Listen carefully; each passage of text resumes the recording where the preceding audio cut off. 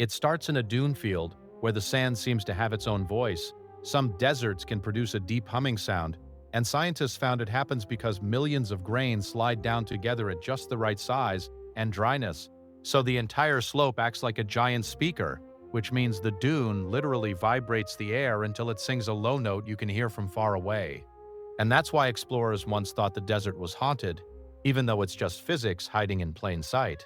Like, comment, and subscribe for more strange science stories.